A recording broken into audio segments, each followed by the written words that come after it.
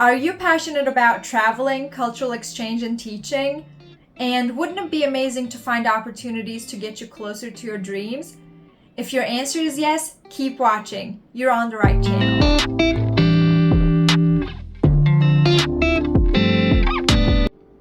Hi everyone, my name is Gizem and this is my channel. I've been really anxious and excited about filming my first video, but finally here we are.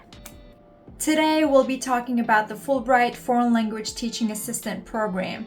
I was a Fulbright FLTA at the University of Kansas and I miss everything about it.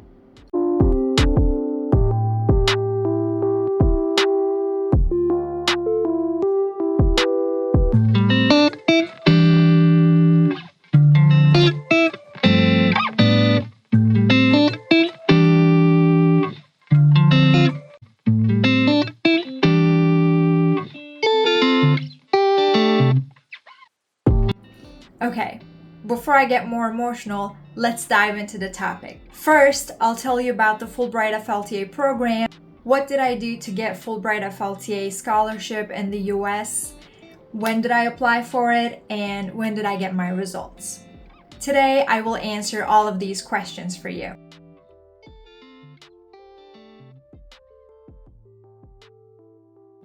The Fulbright FLTA program is a 9-month non-degree program for people just like us.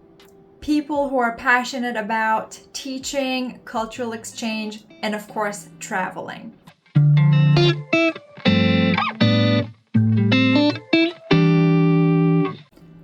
Fulbright FLTA is a program for people who want to learn more about American culture and share their own while teaching their native language at colleges and universities in the US.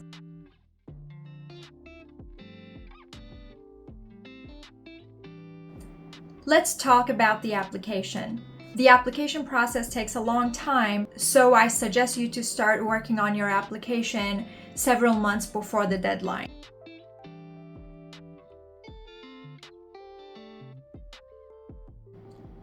As far as I remember, I started working on my application in March and the deadline was in August. You need to start working on it several months before the deadline because first, there are essays that you need to write. I worked on those essays for a while to perfect them.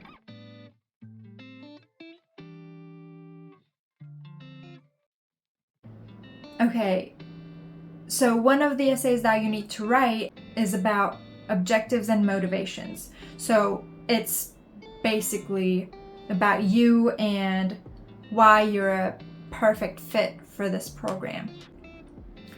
The next one is about culture. So you need to talk about how you would represent your culture in the US as a cultural ambassador, because you're also a cultural ambassador in the US. And the third essay is about your teaching methods. So these are the topics that you would need to write your essays about.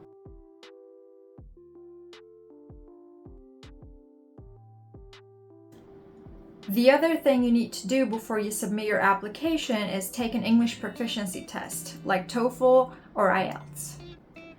And there are documents that you need to add to your application.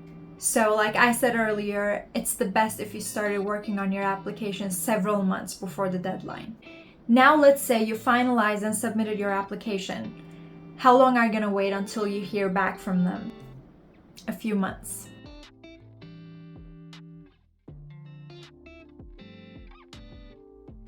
So after I submitted my application, I received an email in October, and the email said that my application was evaluated positively and it was decided that I would get an invitation for an interview.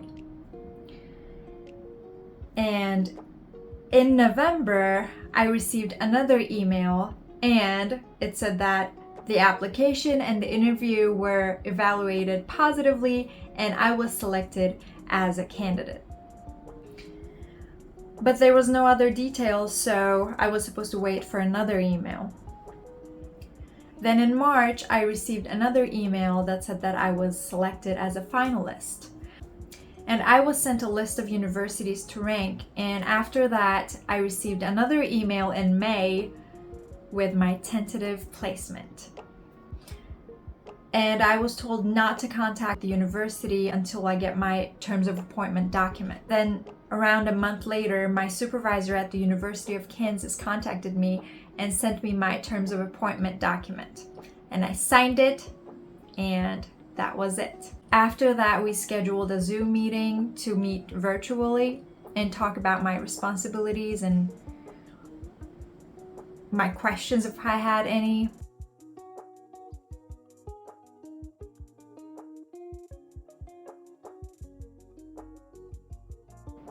And in the meantime, I got an appointment for my visa application, and my plane tickets were bought in July. After everything was finalized and ready, I was also ready for my flight. At the beginning of August, I was in the US.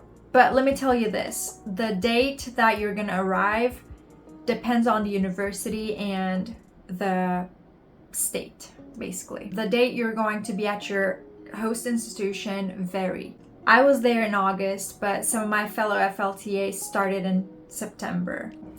So the process until you arrive at your host institution is briefly like this. And I'll be talking about finding accommodation in the US and your responsibilities as a Fulbright FLTA in my next videos. Hi again, I just wanted to say that I forgot to mention a few things in the video. So here I am making this short video for you. What I wanted to say was that there are requirements to apply for this program, of course. And I want to talk about those requirements in details in another video. But I just wanted to give you a heads up. And just to let you know, the requirements vary by country.